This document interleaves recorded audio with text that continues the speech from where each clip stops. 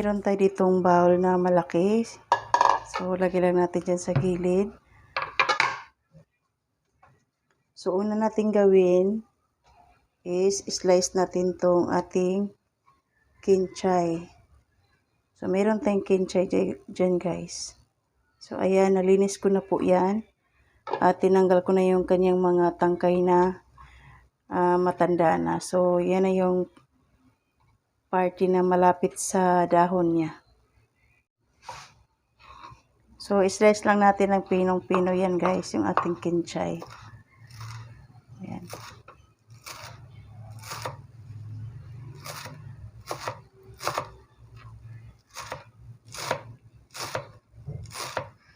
So, habang hinihintay natin ito habang nag-i-slice ako guys, sa lahat po na hindi pa nakapag-subscribe sa aking channel, please don't forget to like, share, and subscribe, and hit the notification bell para lagi kayong updated sa aking mga bagong video guys. So, ayan.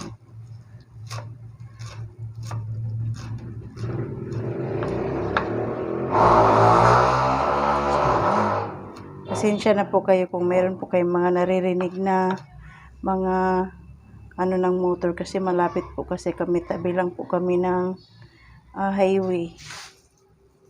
So, ayan. Mapino na po yan siya guys.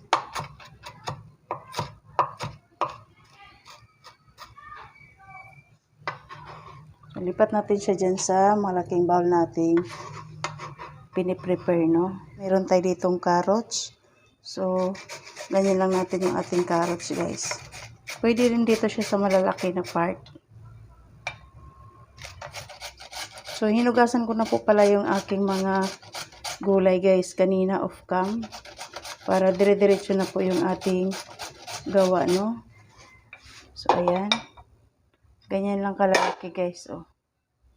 Ayan, pwede na yan. Ganyan kalalaki. Ayan na po yung ating nakayod na carrots. So, ihalo lang natin siya dyan sa ating kinchay. So, huwag na natin pigaan guys kasi masarap po yung katas ng carrots. Manamis-tamis po. So, ayan. Next natin gawin is slice natin ng maliliit yung ating sibuyas dahon. So, ingat lang po tayo habang nag-i-slice tayo guys, no? Kasi pagka pinong-pino po yung slice natin, medyo malapit-lapit na po yun sa ating mga kamay. So, ingat lang po tayo. So, ayan. Halo natin doon sa ating mga hiniwa na mga in-slice. So, ayan na. Next naman ay 2 pirasong bawang. So, gawin natin siyang mince. Pwede mo naman i-slice guys ng pinong-pino. Pero iba pa rin yung inaano natin ng ganito kasi mas talagang as in pinong-pino siya. Dagdagan natin ng 1 piraso.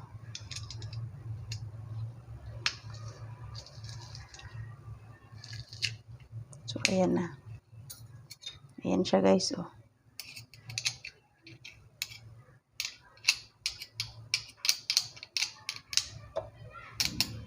So, ayan na. Next natin gawin is maglagay tayo ng itlog.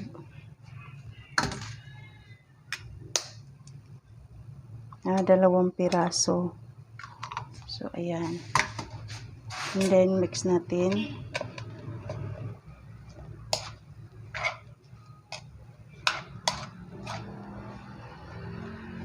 Then, ihalo na natin yung ating ingredients, guys. Meron tayo ditong CDO Carne Norte. Beef flavor to, guys.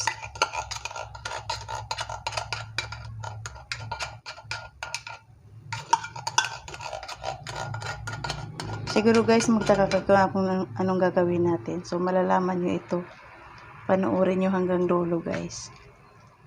Kung ano ang pwede nating magawa nito. Pinaghalo-halo natin na ingredients. So, ngayon maglalagay tayo ng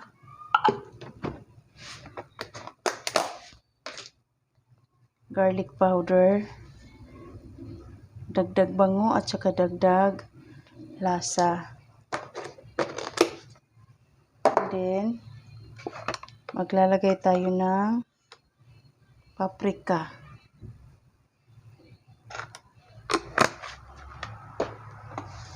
Then, maglalagay tayo ng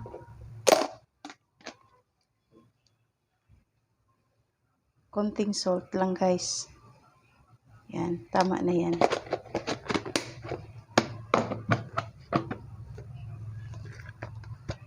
At yung ating, sunod natin yung ating harina. So, ayan.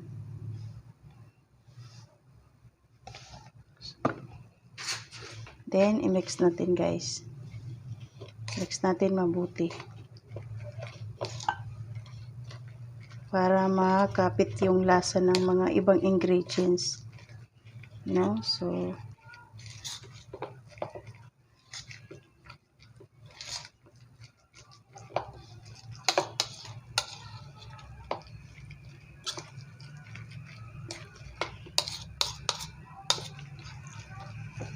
bango po ng garlic powder.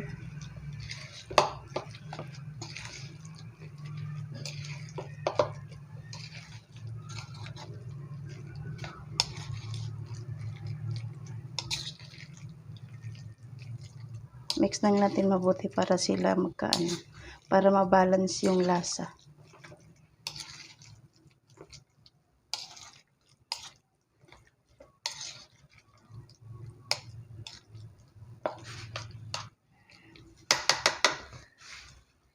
So, ang next natin gagawin guys, maglagay tayo ng seasoning dito para dagdag lasa.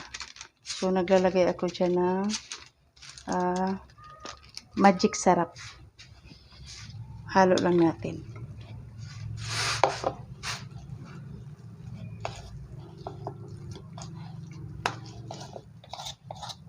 Halong mabuti para mag-balance yung lasa.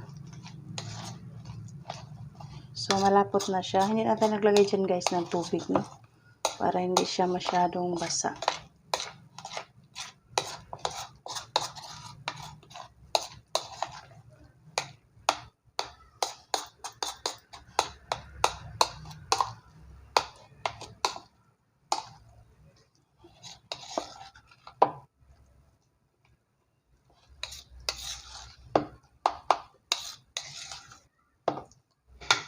Next step na tayo guys. Mag-add tayo guys ng 1 tablespoon na coconut oil. I-fry natin siya ganito. Yan. Yan. Natin siya guys. Yan. Yan. Lulutang na yung simple lang guys. Kadali lang siyang gawin. No? So, ayan na po siya. Pwede po siyang pang merienda.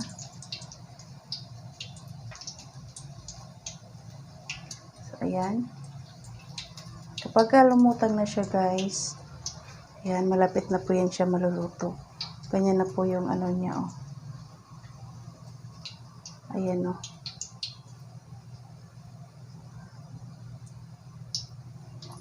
So, wait lang natin na mag-brown yung iba. So, huwag natin siya masyadong punuin kasi pagka pinuno natin yung ating kawali, hindi siya gaanong nakakagalaw yung ano. O, ganyan lang.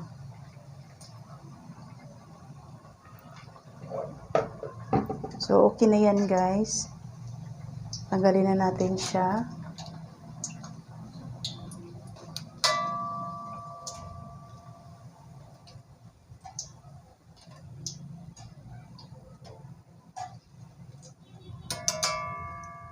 So, ganyan. Napakasarap niya. So, ayan. Ganyan lang po.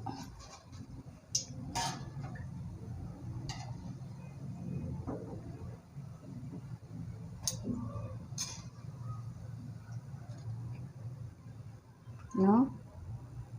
So, yan. Uulitin lang natin yung kung ano yung ginagawa natin ng una. So, lalagay tayo ulit.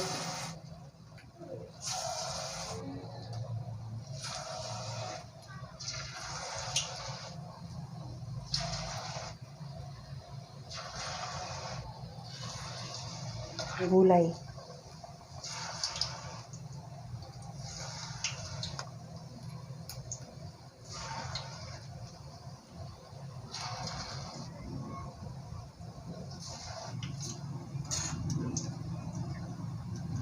So, yung isang lata na corned beef, ang dami-dami na niyang magawa.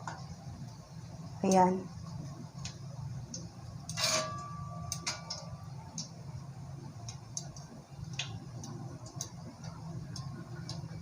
Bola-bolang corned beef with vegetable.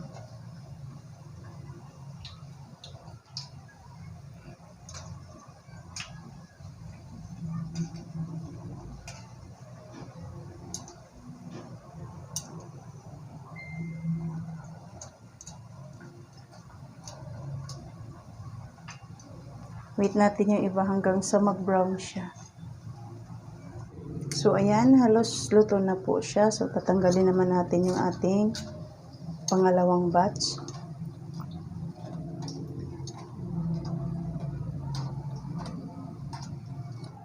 Yan. So, napaka-crispy po niya, guys, oh. So, ganun ulit.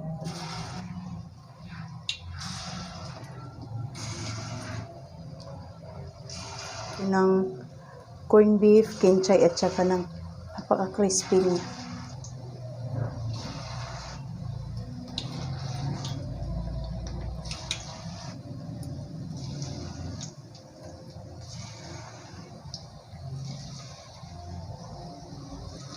So guys, yan na po yung pangatlong batch ng ating niluluto, no? So pwede na po natin siyang hanguin. So ayan.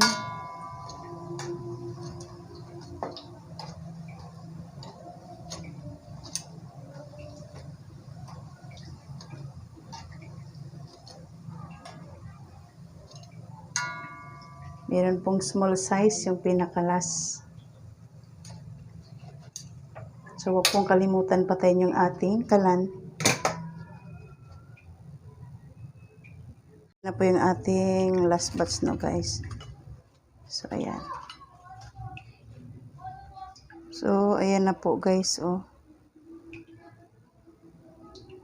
Ayan. So, titikman natin kung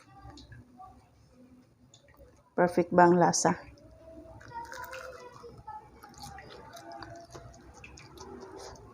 So, ayan, napaka-crispy po.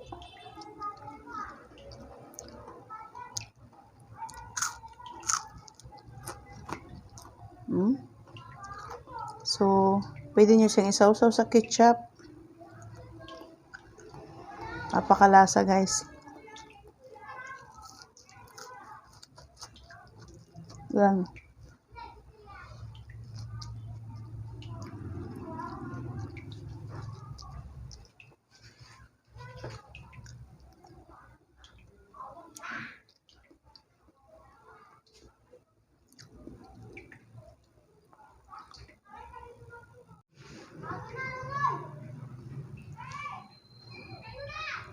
Sa lahat po ng nanonood sa aking video, please don't forget to like, share, and subscribe, guys. And please click the notification bell para lagi po kayong updated sa aking mga sumusunod na video. So, ayan na po, guys. Yung ating bola-bola na corned beef with kinchay. Maraming salamat po sa inyong lahat and thank you for watching. Don't forget to like and share and subscribe. Bye-bye.